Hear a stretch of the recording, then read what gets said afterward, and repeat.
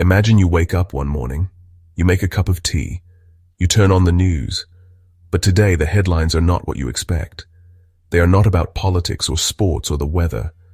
Instead, every channel, every website, every social media feed is buzzing with a single earth-shattering story. Scientists believe they have found something that changes everything we thought we knew about our place in the universe. They think they have detected a signal, a message, a deliberate call from somewhere far beyond our tiny blue planet. We have always looked up at the stars and wondered, are we alone? For centuries, that question has been the domain of philosophers, poets, and dreamers.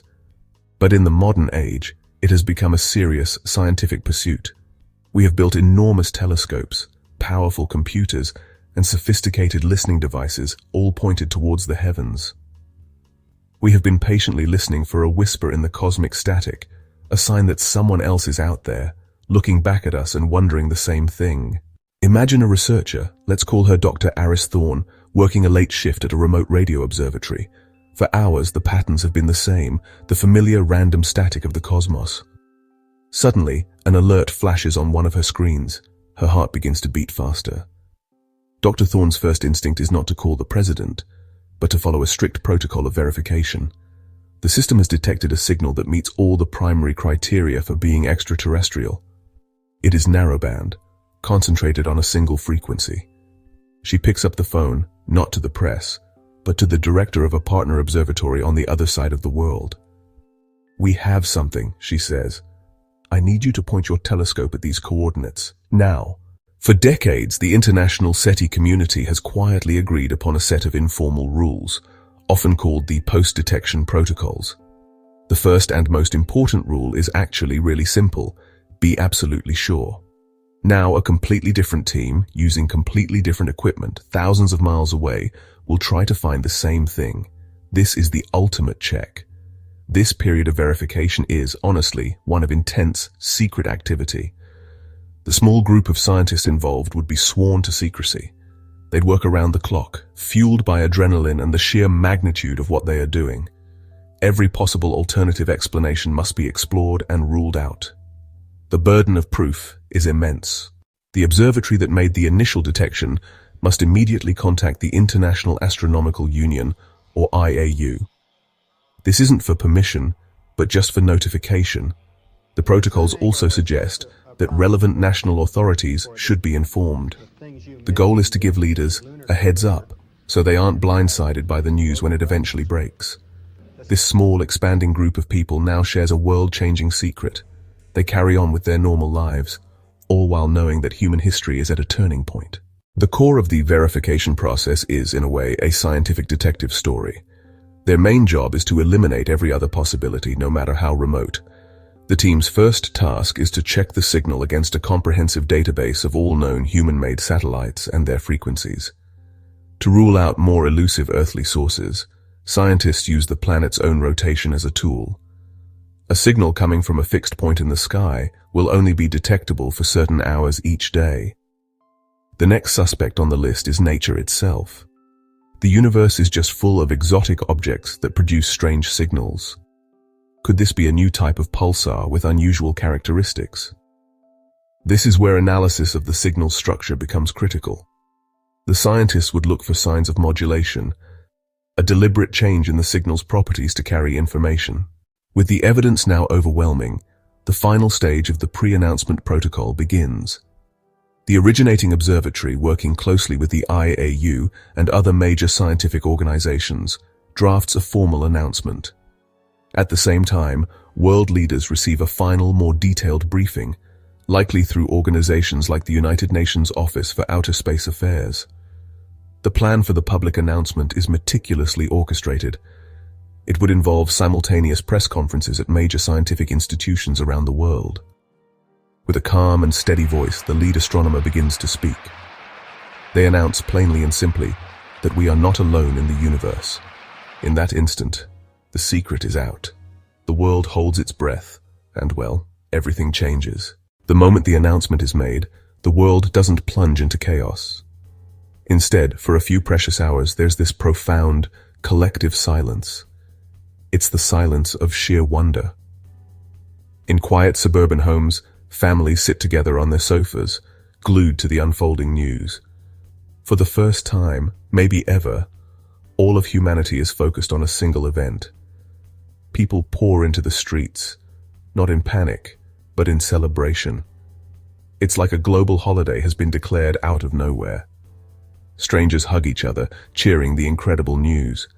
We're all Earthlings, and we've just been welcomed into a galactic neighborhood we never even knew existed.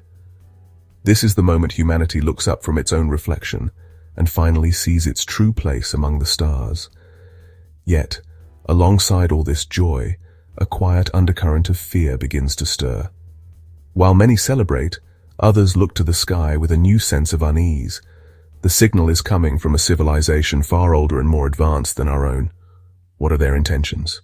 In the hours and days after the announcement, the global media machine just goes into overdrive, creating a storm of information and speculation like nothing the world has ever seen. News anchors, who just yesterday were talking about politics or the stock market, are suddenly hosting panels of experts. Astronomers, physicists, sociologists, philosophers. For every real scientist calmly explaining the data, there are a dozen pundits spinning wild theories. Some paint utopian visions, others stoke fears with dramatic recreations of alien invasions. Social media becomes the epicenter of the conversation, an unfiltered torrent of memes, theories, and raw emotion. But this digital space also becomes a breeding ground for misinformation. For religious communities around the globe, the discovery is a profound theological challenge. Some fundamentalist groups react with fear and condemnation, viewing the aliens as demonic or a sign of an impending apocalypse. Most mainstream religions, however, respond with a more considered and often welcoming tone. The Vatican's own astronomer might remind the world that the God of their understanding is not limited to one small planet. Meanwhile, in the halls of power, politicians scramble to formulate a coherent strategy. The initial response is a rare show of global unity. The United Nations Security Council holds an emergency session, but this political honeymoon is short-lived. Behind the scenes, old tensions resurface. The signal is not just a scientific curiosity, it is a source of potential power. With the world watching, debating, and speculating, the real work for scientists has only just begun. The task of deciphering the message is perhaps the greatest intellectual challenge humanity has ever faced.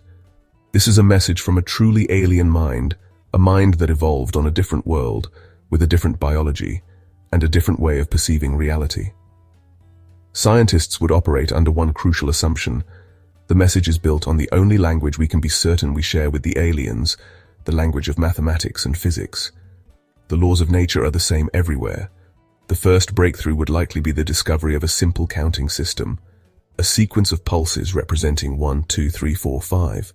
From there it could build up to concepts like prime numbers or the value of pi. Once a mathematical language is established, the next great leap would be the transmission of images. The message might contain a long sequence of binary digits, zeros and ones. Slowly, painstakingly, as they fill in the grid, an image would begin to emerge from the static. The first picture would be simple and universal, perhaps a diagram of their solar system. The message could then build on this, sending more complex images, a diagram of their equivalent of DNA, revealing the basis of their biology, a map of their star, showing its chemical composition. Despite all these potential breakthroughs, the greatest challenge might remain insurmountable, understanding their philosophy, their culture, their emotions. This is the alien mind problem. Once the initial shock of discovery has passed and the work of decoding is underway, humanity faces its next great question. It's a question that splits opinion across the globe. Should we answer? We have listened, and we have heard a voice. Now do we speak back? Do we reveal our presence, our location, and our nature to the civilization that contacted us? On one side are the proponents of a reply, a group filled with optimists, explorers, and those who believe in the power of connection. They argue that remaining silent would be an act of cowardice and paranoia. On the other side are the cautious voices, the skeptics and pragmatists who urge extreme restraint. When a technologically superior civilization encounters a less advanced one, the outcome is almost always disastrous for the latter. This is the dark forest theory of the universe, The cosmos is a dark forest full of silent hunters, and the first rule of survival is to never reveal your location. This great debate rages in every home, every school, and every parliament. How do you weigh the potential extinction of your species against the potential for a golden age? Let us imagine that, after much debate, the world decides to reply. Who gets to write the message? This single message would be the most important document humanity has ever created. The first problem is content. Do we present an idealized version of ourselves, or do we present an honest picture showing both our capacity for great art and compassion, and our terrible potential for destruction? We would have to follow the lead of the aliens and use the universal language of mathematics and physics. Our message would likely be designed as a mirror of theirs.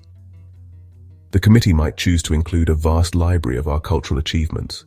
We would have no way of knowing if the aliens could understand the meaning or emotion behind these works, but it would be an attempt to show them the products of our souls, not just our minds. Once the content of our reply is agreed upon, the final challenge is a technical one. How do we physically send it? We would use our largest and most powerful radio telescopes, focusing all their power into a single tight beam.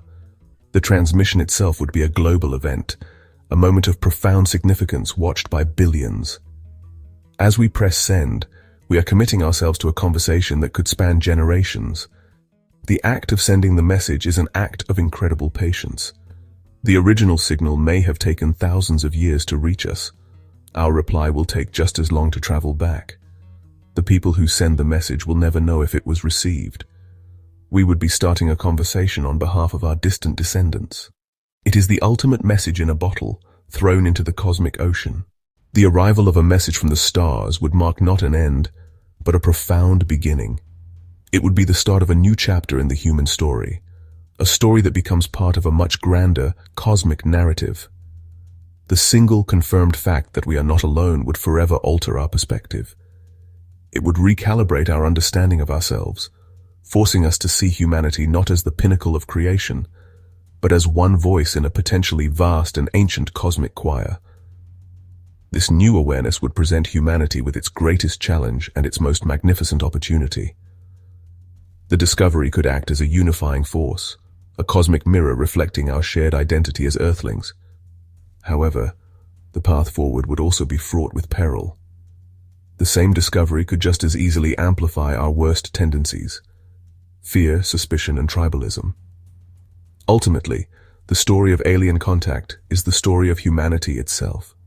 Receiving a message from another civilization would be the ultimate test. It would hold up a mirror to our species and ask, "Are you ready?" It would be an adventure not just into the depths of space, but into the very heart of what it means to be human in a universe suddenly revealed to be more wonderful and mysterious than we ever dared to imagine.